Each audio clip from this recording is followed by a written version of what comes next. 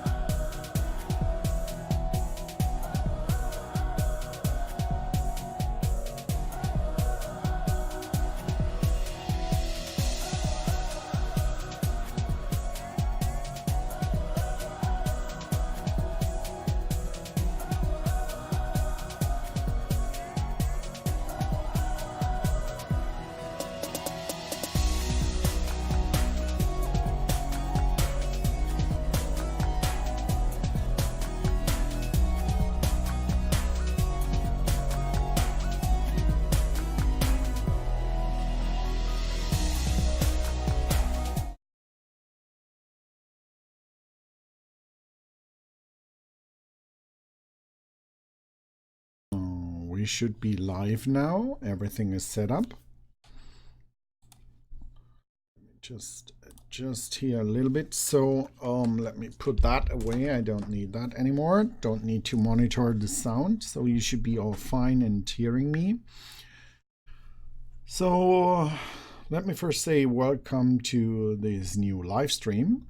And this live stream is about Thinking Particles subscription drop 8, and we are going to explore a little bit more the Fracture OpenVDB. I'll suggest that you check out the Fracture VDB tutorial video or getting started video I did, because that's the base of it. I'm not going to explain in detail how the Fracture OpenVDB and these operators work. Instead, here we will go and try to understand how things are working with OpenVDB and why things are the way they are. Because with OpenVDB, we are talking about volumetric manipulation, or manipulation of objects or volumes or volume data to be more specific. So let's dive right into it. One more I mentioned, I already did a Fracture OpenVDB video. Check this out first before you check this one. And everyone live here, welcome and thank you for watching me here live. As usual, we will save this stream, and you can access the stream on our Vimeo tutorial page as usual. Let me switch now to our 3D Studio Max viewport, and let's work a little bit and analyze what's going on. So the scene is pretty simple. Let me just get this out of the way here. So the scene we have here is very simple and straightforward. We're using a box, and there's a reason for it, because the box is a really evil object for the things we are now trying to explore or learn. Why is the box so evil for a volumetric effect or visual effect we want to do with OpenVDB?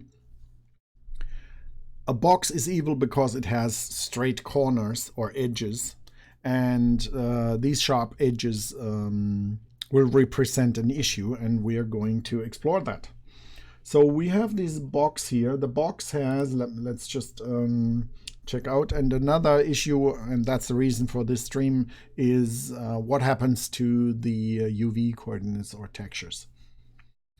So let's have a look at the box. So pretty simple, straightforward. We have the checker texture map on that, UV coordinates, and that's what we do here. So for now, I'll turn off the UVs. So the next thing, let's check our thinkingParticles setup. So what we do here, I turned off the OpenVDB fracture. You can see that that's grayed out, this dynamic set. So the only active one is the create dynamic set. That will bring in the box object and some other objects as well. It's the same sample scene I used the last time for the fracturing. So we have all the other objects as well, but we won't use the dummy objects in here, but we keep them. So the first box object, our main object, is going into the source particle group. We have here the source particle group. The second one is our cutter volume, and that goes into the cutter particle group. So we're concentrating on two objects right now. That's the source object and the cutter volume. And we'll make sure that we get the instant shape so that we can access the surface information of our objects we imported. So when we are not using any OpenVDB, we get our box object, that's it, and our cutter object. So just so that you know how we did that, that's our cutter object we have here. It's just another box, plain box we have here. So that's our cutter object. So we bring in these two objects, and now let's activate the OpenVDB fracture. Also, I want to mention here, because I'm going to explore and change parameters very often. So what I did is I turned off edit on the fly. For thinkingParticles users, this is sometimes a question, should I do that? Should I use it or not? The edit on the fly is usually, you should have this activated. We do not suggest for complex scenes to have that off, because TP is doing simulations. thinkingParticles is a simulation-based visual effects tool. So whenever you change something, whenever you do something, it is doing a full simulation. But in that case, it's fine, because we are not doing a complex visual effect shot here, and we are trying to understand and explore the features of the OpenVDB. So that means whenever I change something now, it instantly updates the effect. So here we are, and the first thing when we are working with OpenVDB is our OpenVDB container node. This is the first thing you have to do, and I'll repeat that for all my OpenVDB tutorials. The first thing you create when creating OpenVDB visual effects is the OpenVDB container, and this container defines my volume grids I want to use in my effect shot. Here we have two distance fields. So I have a distance field, a level set, it's a signed distance field, and a reference distance field. So I gave it the name reference. You will see why later when I explore the setup. Keep in mind, as usual, this OpenVDB container just holds the names of my volume grids and the type. It doesn't create any volume data. It doesn't use any memory. It just does not create the volume. The volume is created with our ShapeToVolume. The ShapeToVolume needs the OpenVDB container node, so I'll supply that. And that gives me access to the volume grids that are available. And in this case, I want to create a signed distance field, and I'll store the information on my source particle. So for thinkingParticles, all the volume data is stored along with particles.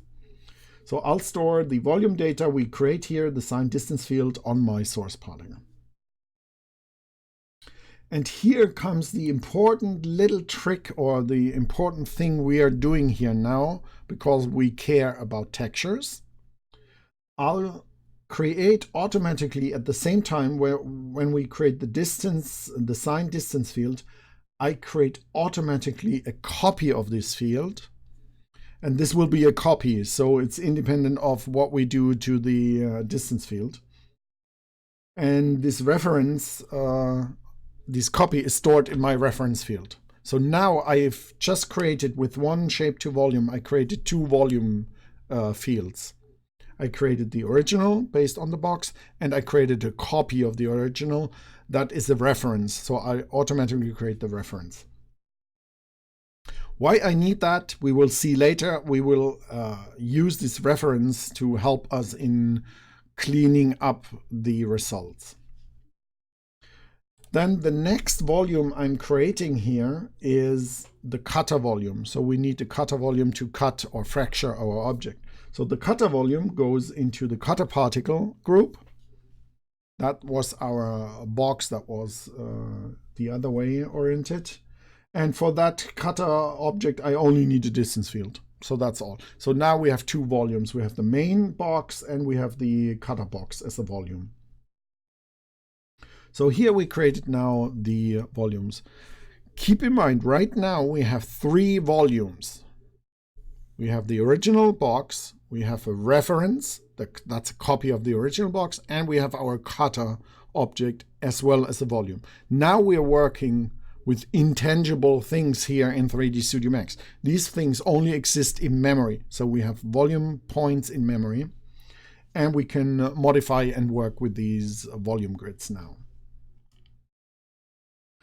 The next thing we do is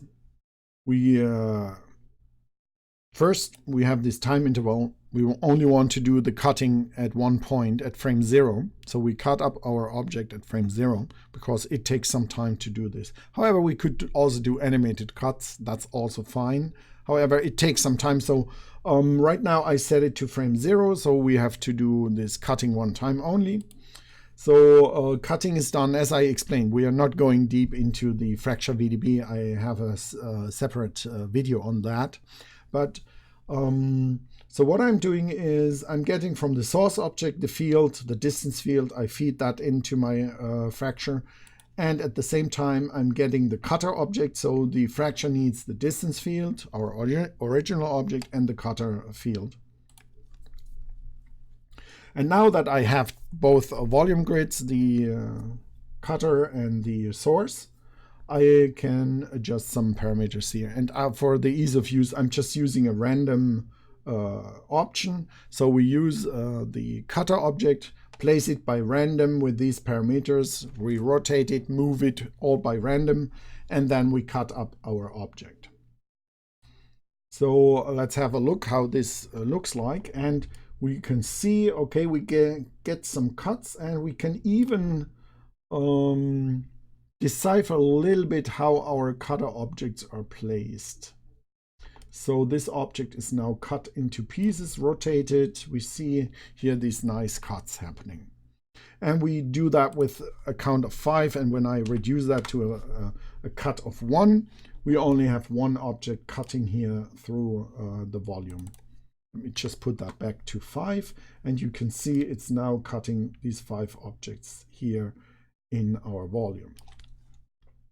So now when we would render this object, let's just do a rendering, we would get this kind of result. So let me just render again, move a little bit closer.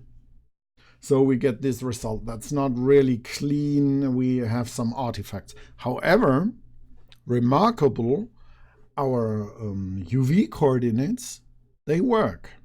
And they work because when we create after the fact, so what we did here is cutting and fracturing our volume. Then we write it back to the original volume. So we commit to the fracture. So we create again one volume out of this.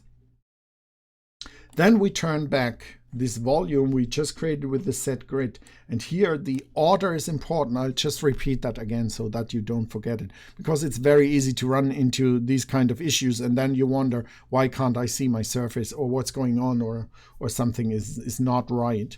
The order here is very important, especially when you work with Boolean operations or fragmentation, because you first want to have the volume. So the first step we have here is creating our volume, because without volume we can't fracture anything. So up here in the hierarchy where we have our hierarchy tree, the first thing is we create the volumes. So after that we have all the volumes available. Then we can go into the fracture. It doesn't matter because the GetGrid is our initiator. So as long as the GetGrid is the first one, it will call all the other GetGrids here, everything that's connected here. So from then on, all is fine.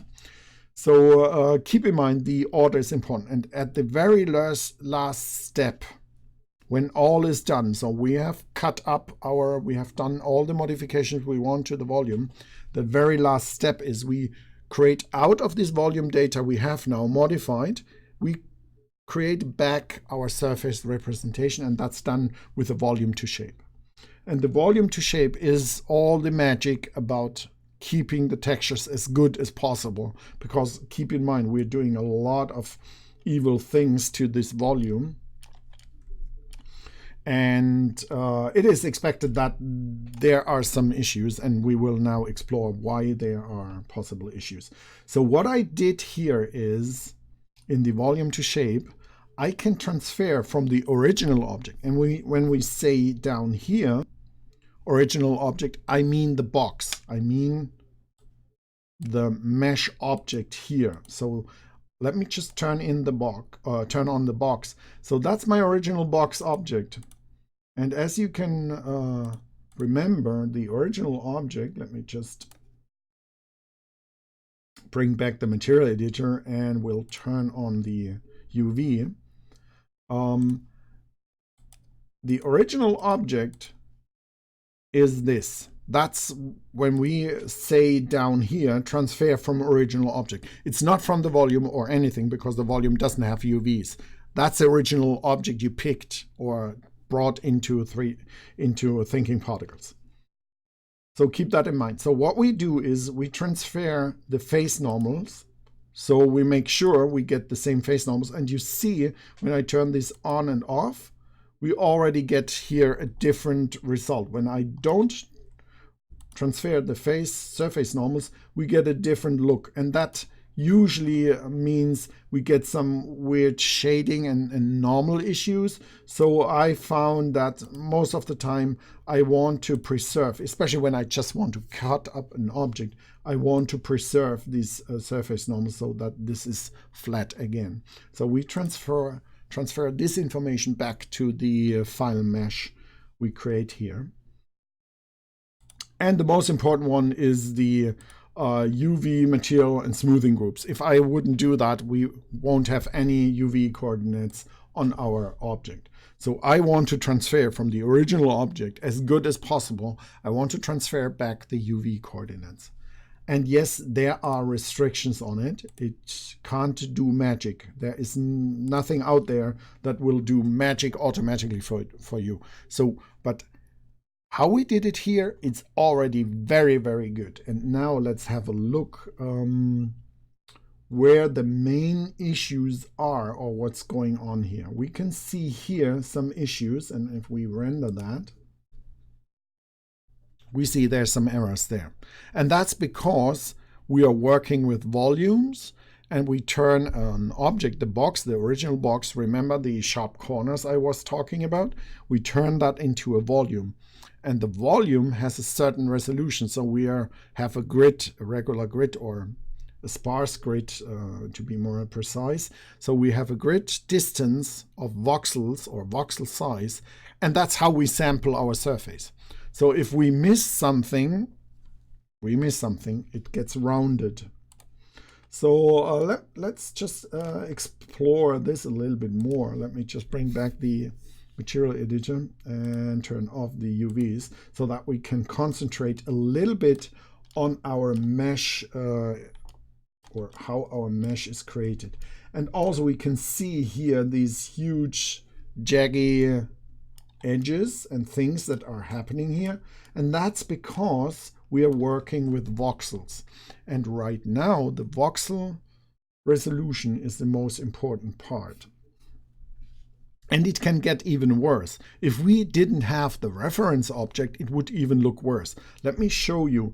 As I mentioned before, when we turned the box into a mesh, we made a copy of the original box volume, the volume representation of the box, and we copied this into the reference. If I would not use a reference material for creating our mesh, we would end up with that here.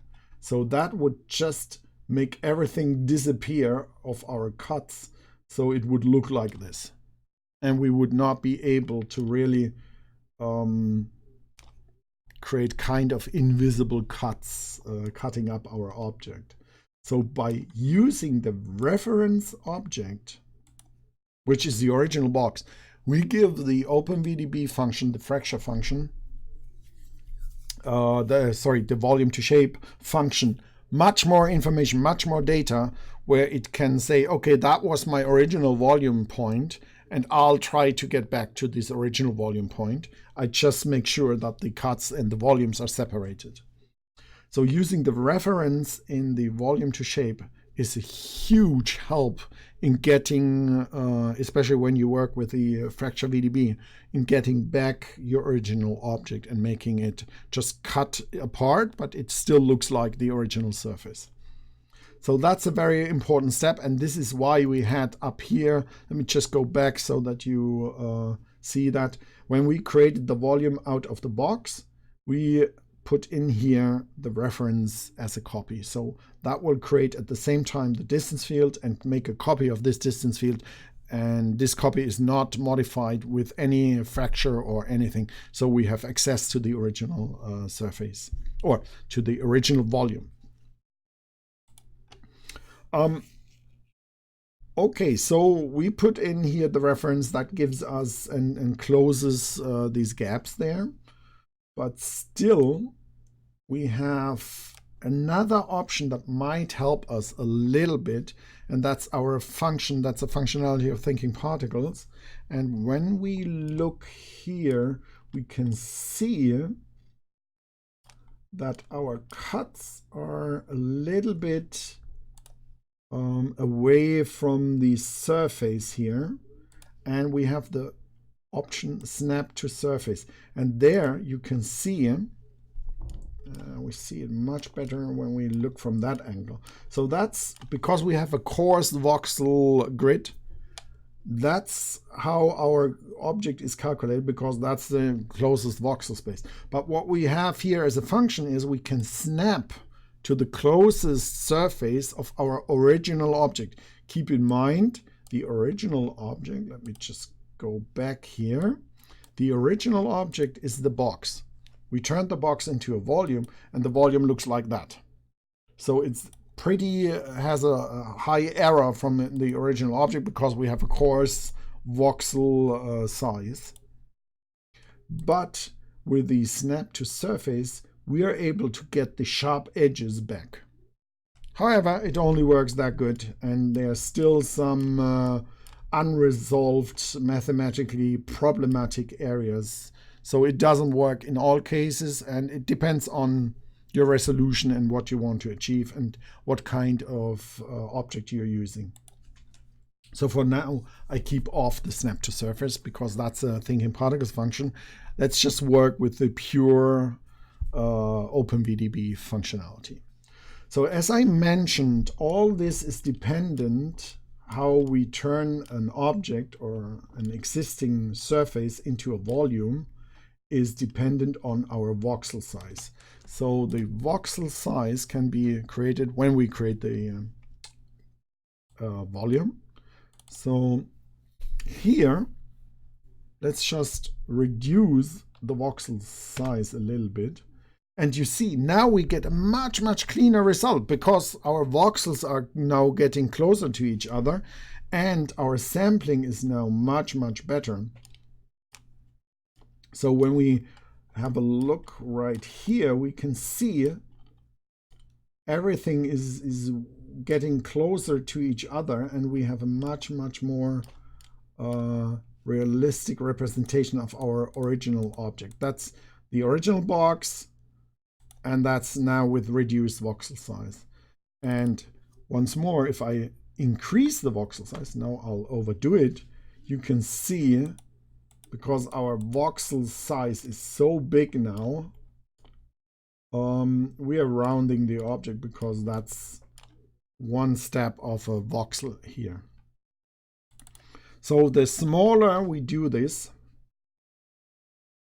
the closer we get to the original object. So I reduced it even more here.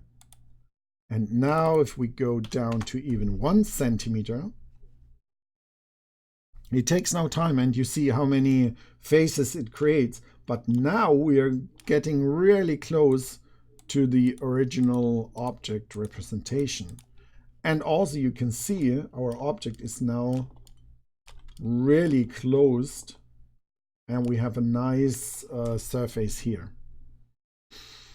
And yes, there's still, if you look close, there's still some issues here. And these issues remain or come from our voxelization, because still, depending how our volumes are interacting with each other, we might end up with some open spots.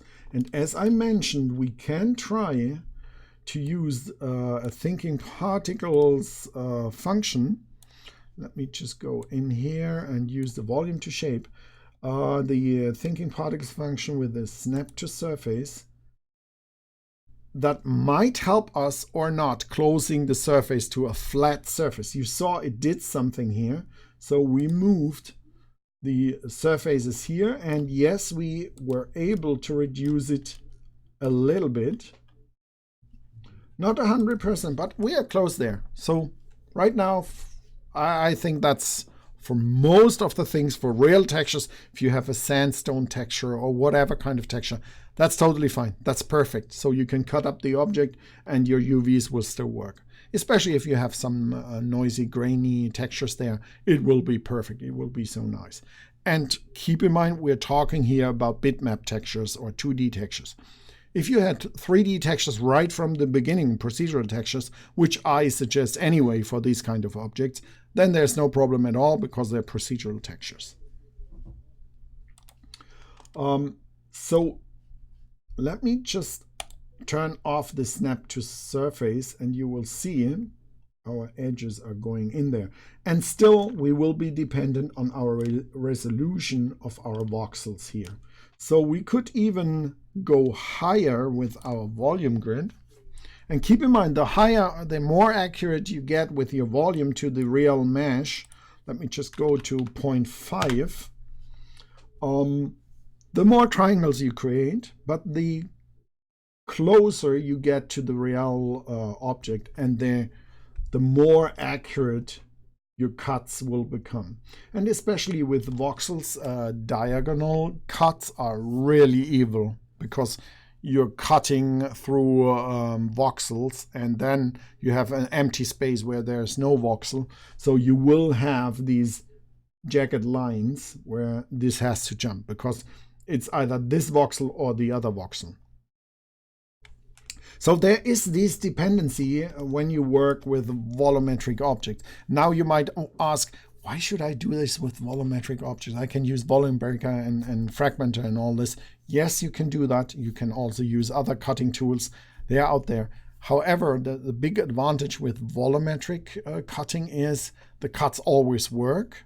And yes, they might take some time now when you have a high resolution, but the final resulting object is clean. It's watertight. You can use it in ray tracing. You can use it with global illumination. You can use it to fill it with fluids or do rigid body dynamics. There's no overlapping, intersecting, and all this kind of things. So that's a huge advantage of volumetric effects. And you can add other volumetric modifiers as well to the volume. So this is why I prefer using volumetric objects. And keep in mind, so now we have a really high density of our mesh. So our grid size is, volume grid size is very small, as you can see, with 0.5 centimeters. We could help a little bit to reduce the strain on our system if that were a problem. We could just say, I want to have a little bit of adaptiveness on the mesh or polygon reduction. So I can go here and use a little bit of adaptivity, and you will see that now the amount or the mesh density will be reduced and only restricted to areas where you need it. And that just reduces the mesh density. However, everything comes with a price. When you render this now, depending on how strong and how much you reduce the mesh density, you may be running into issues again. So you have to be careful how much. Now I increase the adaptiveness. How much you reduce the amount of polygon reduction. So let me just go to 0.5. So just a little bit of polygon reduction. And then you get the mesh out and can work with the mesh again, and you're fine to do that. So I just did a little bit of polygon reduction. We can just render that and see if that works. So that's still giving us some problems, but it might work in that situation. So just keep that in mind, that this is a possible value parameter you can use and optimize your mesh that comes out of here. I turned it back to no adaptive reduction of the polygon count. Another thing is we could use the ISO value. So when I increase that, we make a little bit the surface a little bit bigger, and that sometimes helps in smoothing out edged surfaces or little bumps or spikes. And you can see it cleans out a little bit. It rounds it also because it makes the object a little bit bigger. So you have to be very careful with the values here. Let me just bring that down a little bit. So only very little bit, because you can see here the rounding. So you don't want to overdo this effect. And that also can help you in closing up, tightening gaps you might see. And yeah, that worked pretty good. So you can also use that as an option. But I'll keep it at 0. That means we use the original surface we found in the volume. And so that's our object we have here now. The next step is when you've cut off the object, you usually could use the segment and get the segments out. But when you want to make sure that the UV coordinates are preserved, you can't do that. You can't use the segment VDB. How do you get now the fragments out of this? You need to use our fragmenter. And let me just turn on the fragmenter. When we turn on the fragmenter, you will see that the fragmenter is set up in a way that it releases only the elements of an object. And you might remember that if you're a thinkingParticles user, or you might not because you never used it in that way, the fragmenter has an option to create fragments based on smoothing groups or distance. So you can say, okay, I want to break an object apart, and that's just the surface, based on the smoothing group and distance or radius. However, if you set it like that, you increase the smoothing angle to 180 and radius to 100%. That means we will use the elements in the object. So isolated elements, they will be taken and created into a fragment. So what does that mean? Let's just go back and reduce here just for a moment the resolution.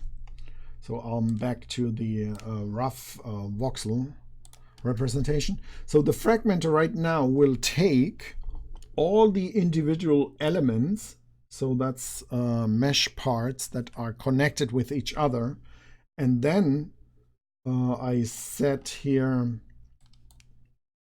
with this setting only the elements, and I'll give each particle element or element created out of this a lifetime of 500 and a random speed. So just to visualize that we are able to get the elements out here. As you can see, we break apart all the individual elements we have here. And the great thing with that method is we keep the UV coordinates on our objects. So let me just turn that on. So fragmenter will use the original UV coordinates, so there will be no issue or problem at all. And we will have original UV coordinates on the fragments as well.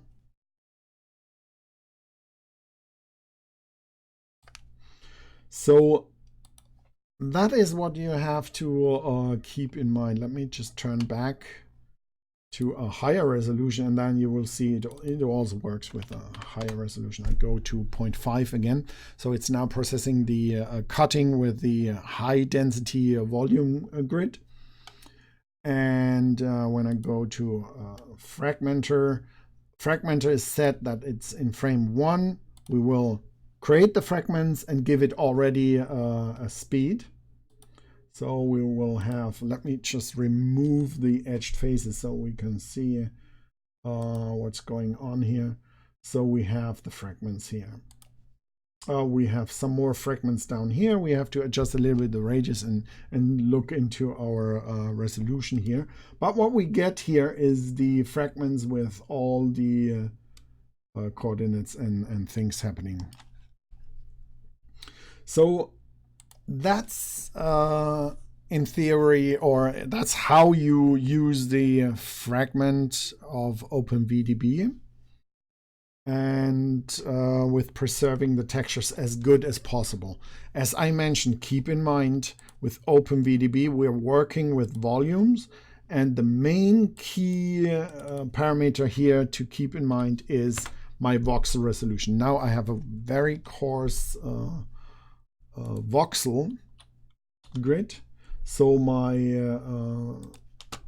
mesh or volume representation of the mesh will be very coarse. So keep that in mind when you're working with OpenVDB, that the volume grid resolution actually defines how your cutting is working, because this is jumping in grid space. So if you do a subtract of one volume from the other, it's either this voxel or this voxel. So, and the finer you get, the more clear the other volume become, the more accurate the representation of the volumes will be.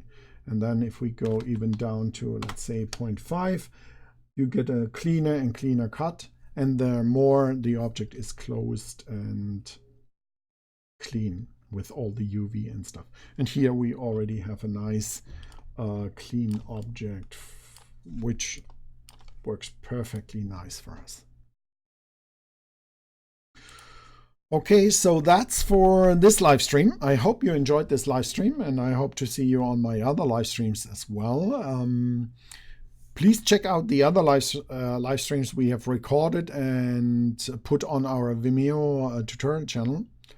I hope to see you in with my next live stream, and thanks again for watching. Goodbye.